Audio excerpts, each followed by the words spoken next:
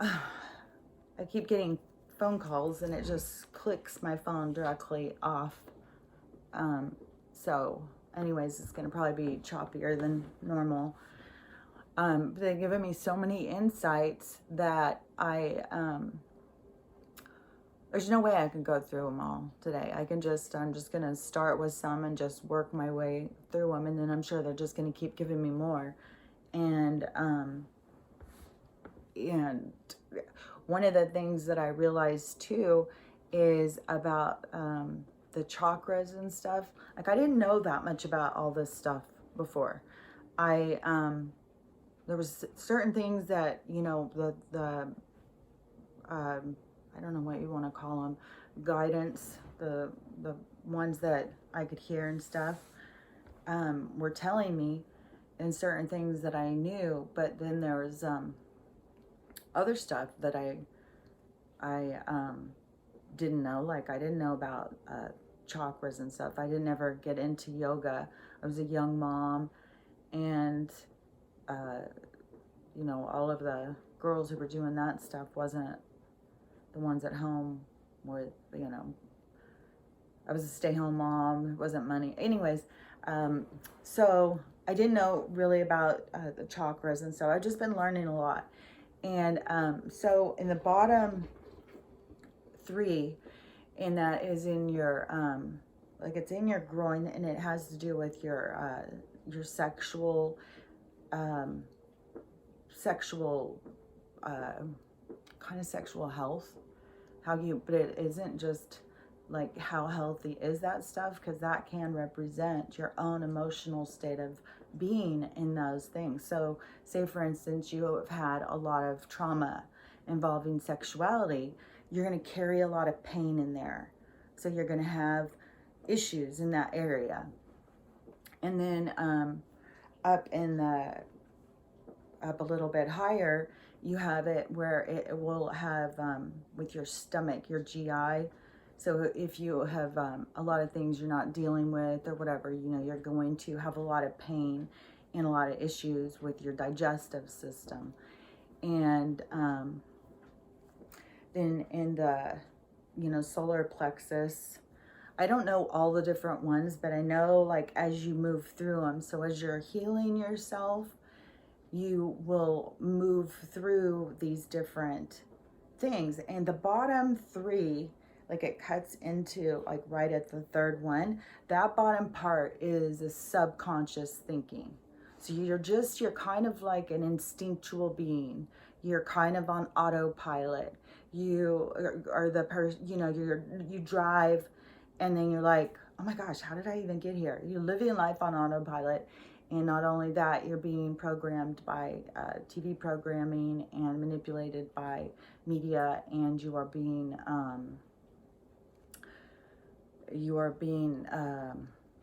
just slipped my mind. Well, I'll just keep going. So being on autopilot and not being mindful, not being present, you know, like, I mean, how many restaurants do you go to and you see groups of people all looking down at their phones? And now all of a sudden everybody's cut off. So socialization has been cut off. So now all of a sudden people are being like, man, I miss being around people. And you have to, you know, think about your own behaviors. You know, when I was with people, did I sit and just stare at my phone all the time?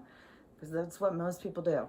And so there's those things. But people realizing about where they're not present, how they're not paying attention in their own lives and stuff. The people that are in that kind of realm, where when you start moving up, you start seeing things more clearly, so that we start having this division in realities, because the healing is going. But there's still a lot of people who are repressing, because a lot of the stuff, you got to remember, things that happen on spiritual side, or the side you can't see, I call it the spiritual side, they all will have a representation into the physical that will go just like the layers of an onion. And so when you are down in this area, you're very much just, you know, living by instinct. You're not thinking, you're not a conscious, coherent being. You're being led by many things and you have no idea. And so then as you move up into conscious being, that is being up in the heart chakra and being up in the, I know it's with the throat and the heart. And then it's again, like down here in the solar plexus. And so for me, like for instance, like I had a lot of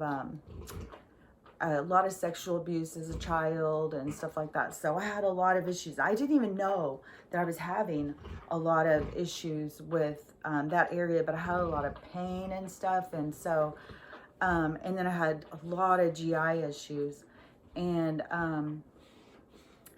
it just kept coming up and coming up and coming up in my life. So anyways, I had to, when the healing started, and for me, and these stories are kind of like all intertwined, so I'm going to be pulling in bits and pieces, because the start of my opening, my spiritual the changes for me, I don't know what to call it right now, my transformation, I guess, spiritually, because I always believed in reincarnation, but things went way beyond that. And I was stagnant. I was a workaholic. I just was very self-centered. When I look back at myself as a mom, I was self-centered. I was thinking about how things affected me. I was overwhelmed. I was just work, buy things. I turned into my dad. And so I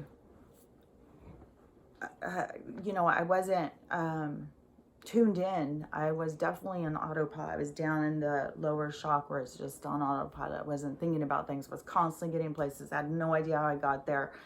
Couldn't even keep up with my own life. And I was having horrible migraines. That's when they started putting me on medicine after medicine. You take this medicine, you have this side effect. Well, no, then you have this issue, then you have this, they just, oh my God, it's a mess to get into that system. And you feel like, when you're in a hurry and you got things to do and you're blah, blah, blah, it's like, okay, just give me the pill. I'm off. I got things to do. I don't have time for this. Give me the pill. I'll fix it. And that's it. And you just go about your life, right? And anyways, the universe doesn't like that. They're not into that lifestyle. And they will do everything they can to put you on your path. And when you're just hitting into obstacle after obstacle after obstacle, it is because you're not on your path. You are being led a different path. And I'll give you for instance, is that, my daughter, she wasn't dealing with something and she kept getting in car wrecks. And I said, if you don't sit down and listen to the universe and see what it is they're trying to tell you, the car wrecks will get worse. You'll get hurt.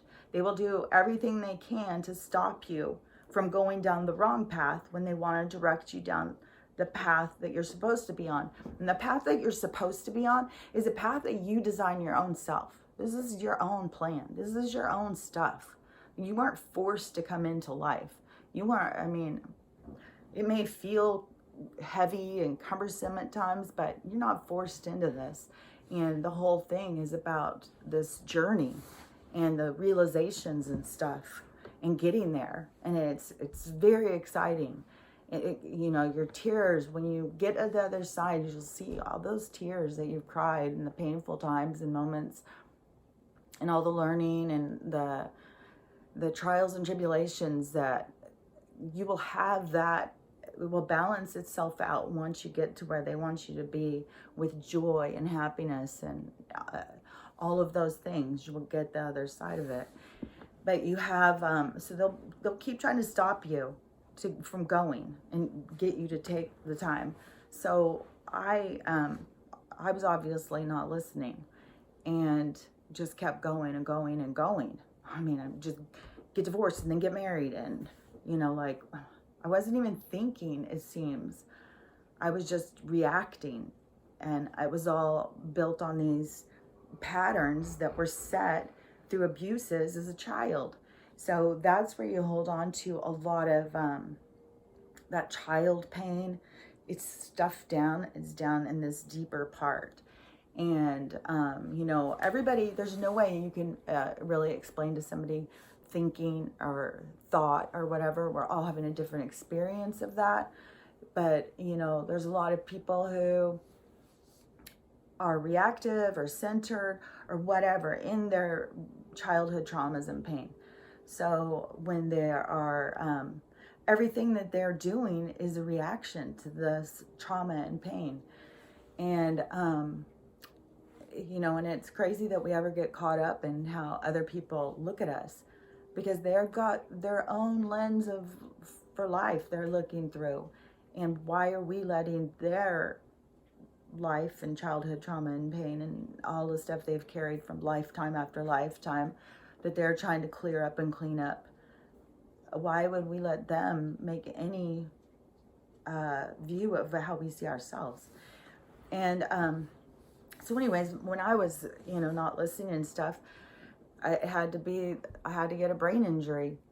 And, you know, it wiped away a lot of my old memories, which bringing up the med beds, you know, when I believe that the technology is going to start being released to us. And I think that, yeah, I'm going to get in the med beds, get my brain healed, get a few things done. Anyways, so that started my journey, this transformation. And that started in 2009. And it was very, very traumatic. It was a really, really hard time in my life. I've had a lot of hard times, so I can't say it was the hardest or whatever, but it was a significant time of my life. I had a lot of things going that I had to try and deal with that you don't even realize how deep they are. And so I had a lot of that, but it was kind of compacted, like it was a compartment of stuff. So I went through a lot of things at the time. And when it very first, there was a certain part, like when I was healing the chakras down there, I was having physical things with doctors. It's when I found out about the colitis. It was when I had to get the hysterectomy. That's when all of this started. It was, you know, and I thought I had dealt with a lot of stuff. You know, I went to counseling. I felt like I was had dealt with stuff, but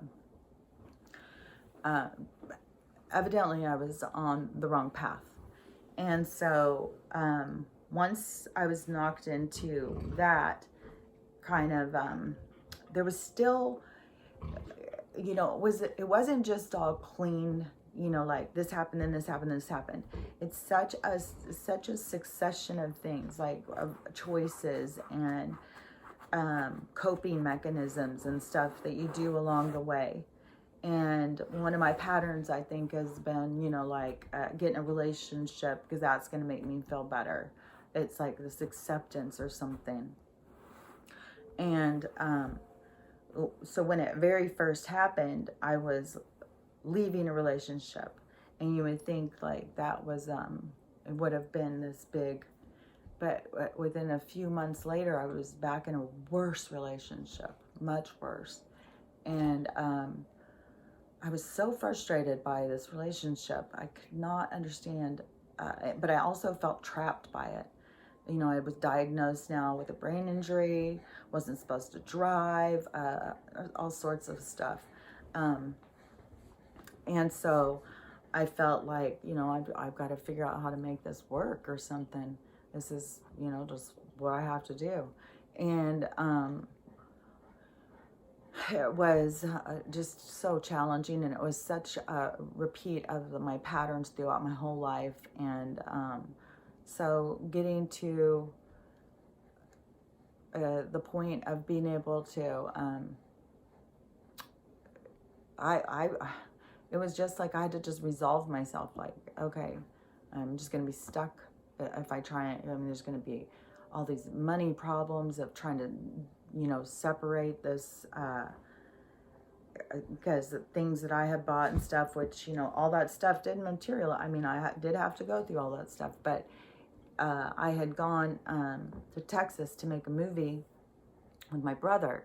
He likes to make movies and stuff, so we were making a feature film. He likes to do horror, and I was just gonna go help. I just wanted to go and watch and stuff, which I wish I would have never watched. Now I cannot watch. Not only do I feel manipulated by movies, but now every time I watch, all I can see is like the scene breakdown, what they're seeing in the background, what they're telling them to do, how many scenes, how many set, you know. It's like, now all I can see is the mechanics of it. And the manipulation, the mechanics, and it kind of spoils it. Anyways, but it's good at the same time because so much of it is used for programming. But, okay, this one's getting too long, so I'm going to start another one.